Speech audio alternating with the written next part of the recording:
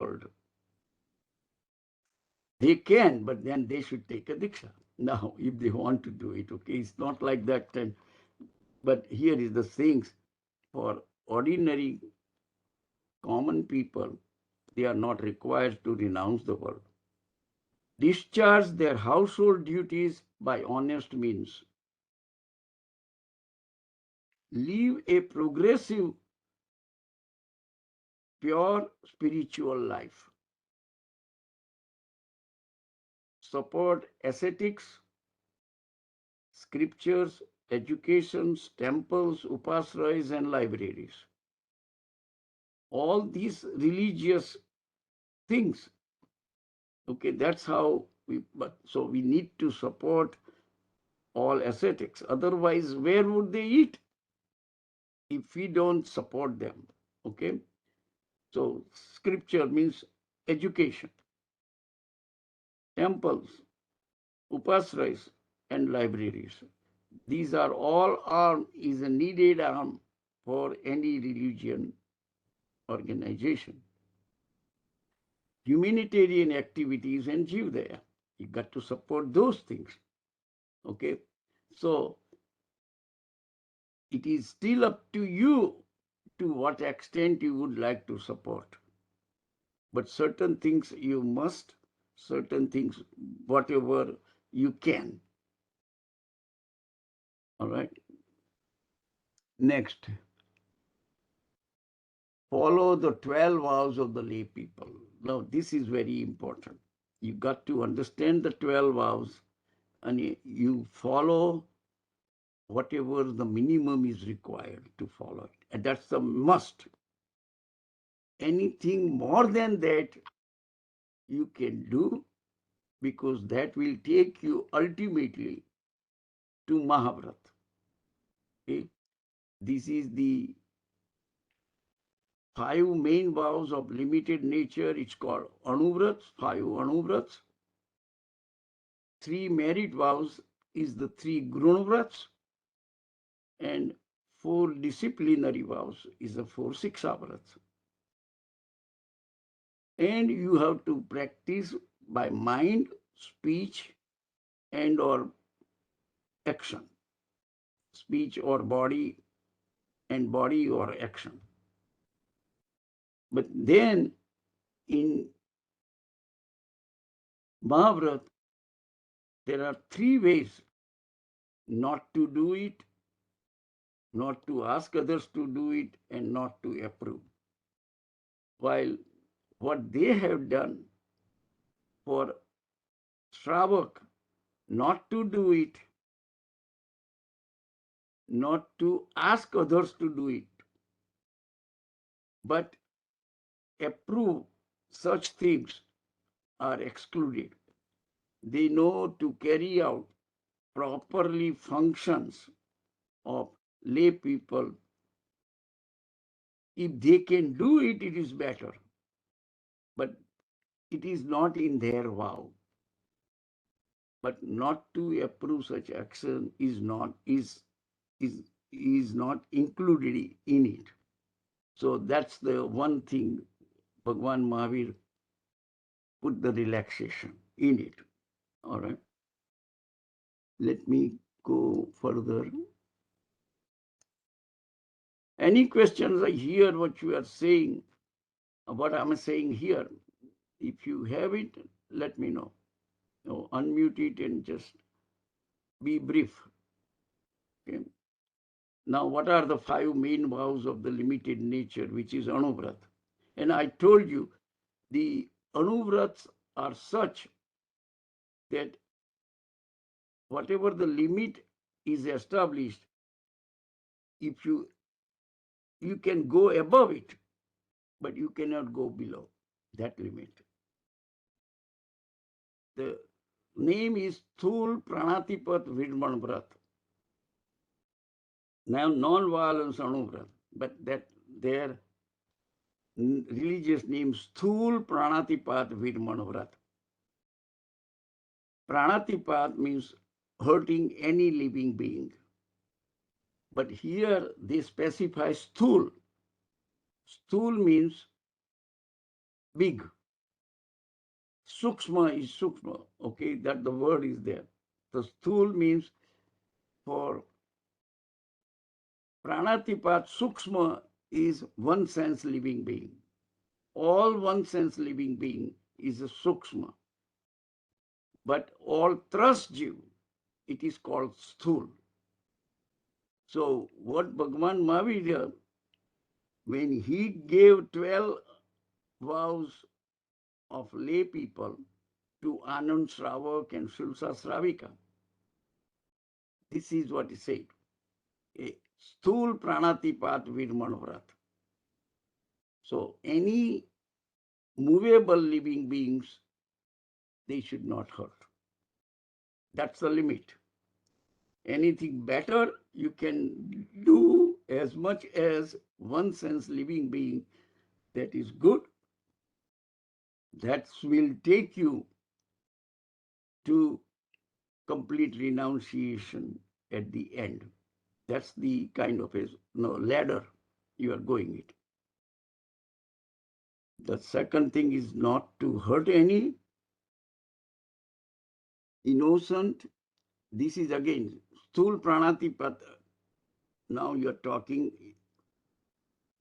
innocent people, movable living beings, traskai jeeves, intentionally, selfish motive and sheer pleasure. Now this is the another important things to understand. That even though you cannot hurt any trust jeev, but there are so many situations comes. And I think I have the list here. One may use force if necessary in the defense of the country, society, family, life, property, religious institutes, and like.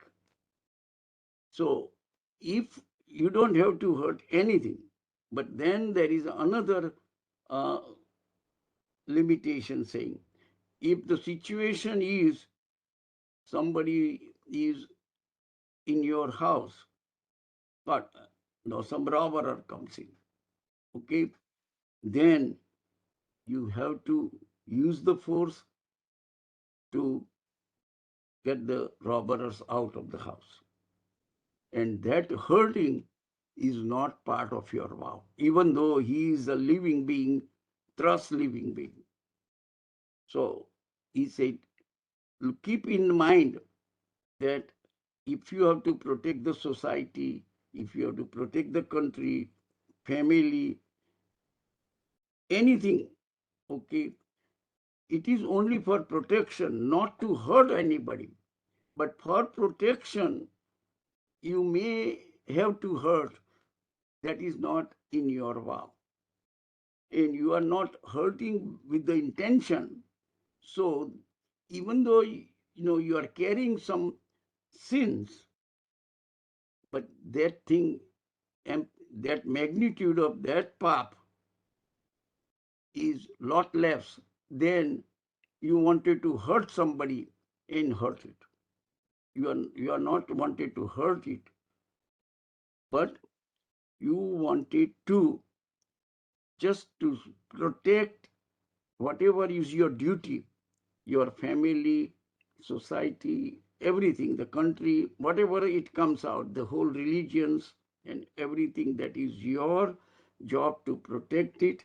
And in that carry on function, if you hurt somebody, it is excluded from the vows.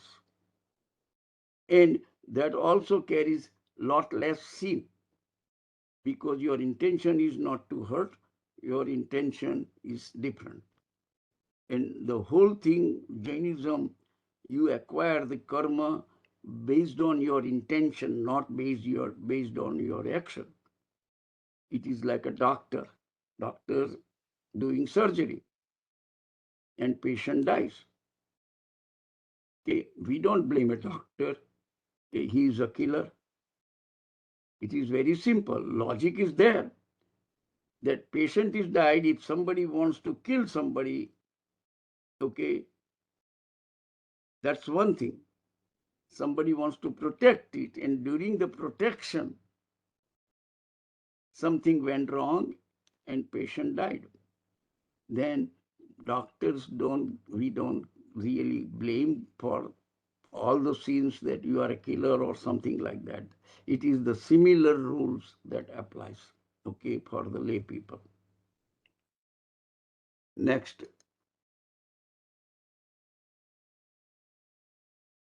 Five main was the second, non-violence continue.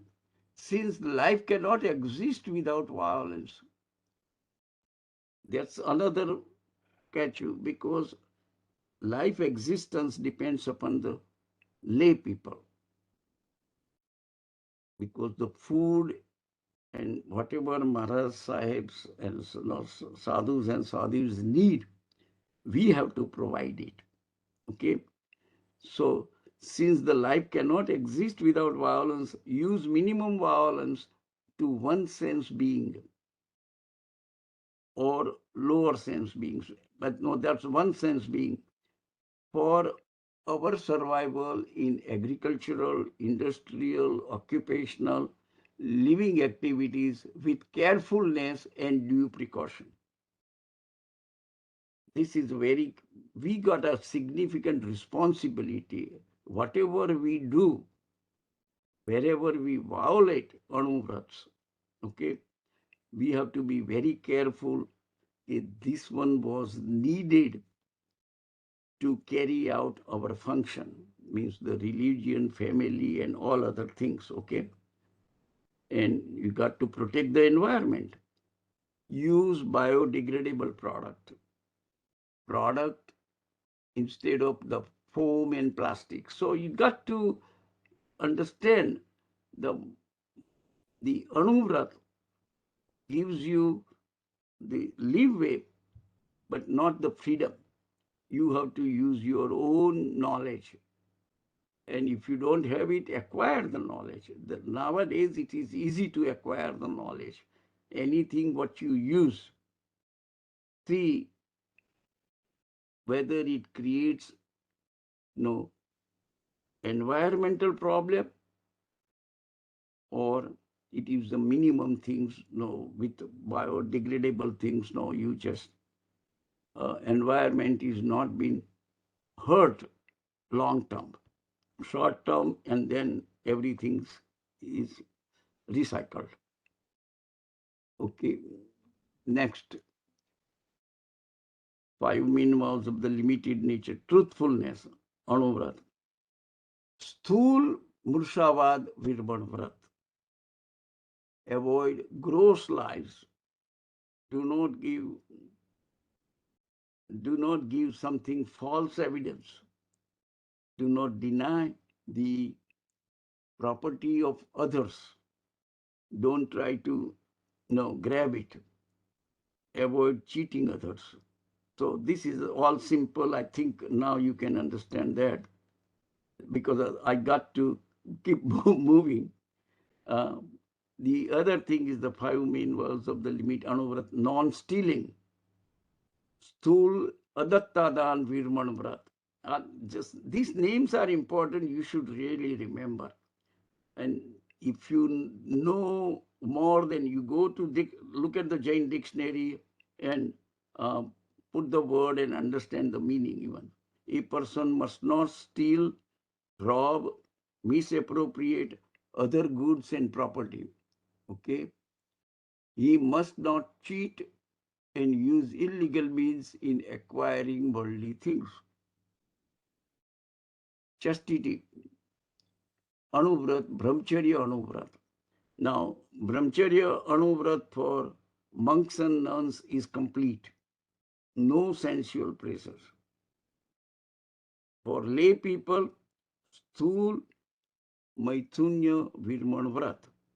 A person must not have a sensual relationship with anybody but one's own lawfully wedded spouse. Even with one's own spouse, excessive indulgence of all kinds of sensual pleasures needs to be avoided. So that's a caution.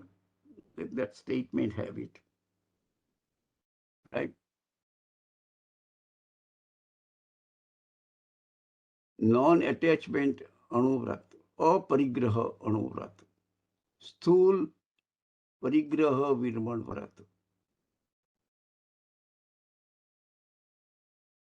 One must impose a limit on one's need, acquisition, and possession such as land, real estate, goods, other valuable, gold and jewelries or anything, animals, clothes, whatever you see, money, you put your own limit, and then you follow your limit, and slowly you reduce your limit every year. You review your limit and do the reduction. Again, you have to be honest, whatever these wordings are, because Jainism has put the responsibility not on Guru, it is on your shoulder to what extent you want to practice it. You cannot lie. That's the one thing, because you are the judge and you are the jury. The surplus should be used for the common good. One must limit everyday usage of number of food items or articles and their quantity. Non-possession, like non-violence, affirms the oneness of all life and is beneficial to all individual in his spiritual growth and to the society for the redistribution of the wealth.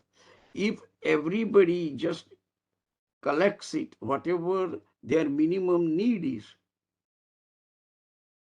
then the society for the redistribution of the wealth is automatically accomplished. Okay? There will not be suffering because people don't have the money to buy food for their survival. That kind of the situation won't exist. Here we are all intelligent people, we have very well educated, and I think whatever I have mentioned, the gist of it, you would be able to know what it meant properly. Okay.